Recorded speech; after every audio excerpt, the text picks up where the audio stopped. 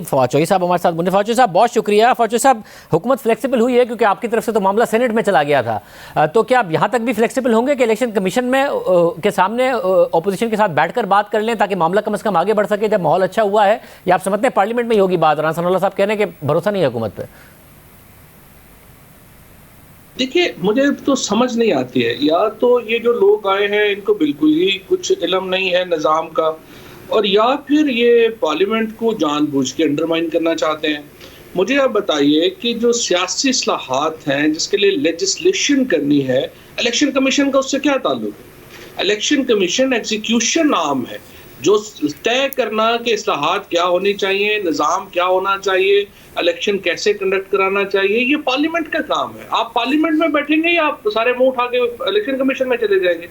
तो मुझे नहीं समझ आती कि राना सनाउल्लाह साहब जो हैं, जो बज़ाहिर तो काफ़ी दफ़ा असेंबलियों में रह चुके हैं, और ये एक बड़ी बेसिक सी बात है, अगर उनको इसकी अंडरस्टैंडिंग नहीं है तो फिर तो अल्लाह ही हाफ़िज़। मतलब वो कह रहे हैं हुकूमत पर भरोसा नहीं है। पहले भी हम इनके साथ बैठे थे, इन्होंने खुद ने कहा था नैब के कवानीन में तरामीम करनी है, फिर कह दिया कि हमसे एनआरओ मांग रहे हैं जो मुख्तलिफ 35 शिकों का मामला हुआ था, तो इसलिए वो कह रहे हैं कि बाहर बात करनी है, कोई एक फरीक हो जिस पर बीच में जिस पर भरोसा किया जा सके। तो देखिए, वो तो फिर स्पीकर साहब बैठ जाएंगे, या जो आप मीडिया के सामने मुज़ाकरात कर लें। मुझे तो खैर मुज़ाकरात की तो कुछ समझ ही नहीं आती। देखिए, पिछले साल अक्टूबर में हुकूमत ने एक बिल पेश किया है, 49 उसके मेन पॉइंट्स हैं। उन 49 पॉइंट्स को हुकूमत ने पब्लिक किया है। अब वो अगर अपोजिशन समझती है कि उन 49 पॉइंट जो गवर्नमेंट ने दिए हैं उनमें बेहतरी आ सकती है, तो आप लिख के अपने सामने रख दें।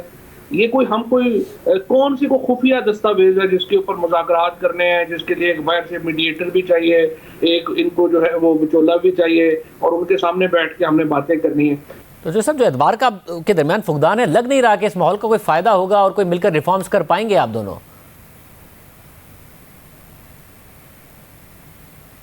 अनफॉर्चुनेट है जो सबसे ज्यादा वो ये है कि अपोजिशन कोई तैयारी नहीं करती। ना उन्होंने कभी कोई एक लफ्ज़ पढ़ा है, ना उन्होंने कभी भी बजट डॉक्यूमेंट में भी आप अपनी अगर टीम को ये कहेंगे कि सिर्फ एक कोलाज बना लें कि अपोजिशन ने कुछ सब्सटेंटिव तकरीर की हो जिसकी बुनियाद के ऊपर कोई लगे कि उन्होंने कोई एक, चाहे वो बिलावल साहब हों चाहे शहबाज शरीफ साहब हों, कि उन्होंने कुछ बजट पढ़ के ही तकरीर की है, तो मैं आपको यकीन दिलाता हूँ आपकी टीम नहीं बना सकेगी।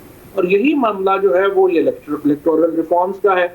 इन 49 में से 40 रिफॉर्म्स वो हैं जो पिछली जो असेंबली थी जिसमें अयाज सादिक साहब जो स्पीकर थे, और एक जो जाहिद हामिद साहब थे, उनकी एक सब कमेटी बनी थी, उनके ऊपर इत्तफाक राय। 9 जो चीजें हैं उनके ऊपर आप अपनी ऑल्टरनेटिव राय दे दें। तो मुझे तो नहीं समझ आती कि इसमें क्या खुफिया मुज़ाकरात करने हैं जिसके लिए एक जगह भी अलहदा चाहिए, लोग भी अलहदा चाहिए, आप मीडिया के सामने मुज़ाकरात कर लें, क्या प्रॉब्लम है? मतलब और आज वज़ीर आज़म की तकरीर से नज़र आ रहा है कि उनकी अब जो निगाह है वो 2023 के इलेक्शंस पर है, तो ऐसे में जो नैब के रिफॉर्म्स हैं, नैब के कवानीन में तब्दीली है, वो भी आप करेंगे? क्योंकि इस वक्त अगर आप अपनी कारकर्दगी पर फोकस करना चाहते हैं ताकि 2023 के इलेक्शन तक डिलीवरी हो सके, तो अब तो सारे वुज़रा कह रहे हैं कि नैब सबसे बड़ी रुकावट बना हुआ है। ताबिश गौर साहब ने कहा कि जो गैस के टर्मिनल की कैपेसिटी है हम नैब की वजह से नहीं ऑपरेट कर पा रहे। असद उमर साहब ने कहा कि PSDP इसलिए नहीं खर्च हुआ क्योंकि नैब रुकावट बना हुआ है। इसके अलावा ML1 के हवाले से शेख रशीद साहब ने माजी में कहा था। तो अब तो अपोजिशन से ज़्यादा हुकूमत के लिए नैब मसला बन गया, तो उनके कवानीन में भी तरामीम करें अपोजिशन के साथ मिलकर ताकि आप भी डिलीवर कर सकें।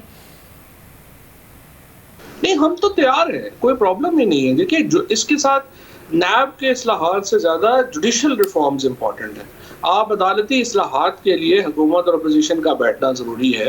NFC अवार्ड के ऊपर हुकूमत और अपोजिशन का बैठना ज़रूरी है। आर्टिकल 140 से इम्प्लीमेंट नहीं हो रहा, उसके ऊपर बैठना ज़रूरी है। और इसके साथ साथ नैब के ऊपर बैठना भी ज़रूरी है। उसके लिए एक ऑर्डिनेंस जो है वो पहले ही हुकूमत ला चुकी है।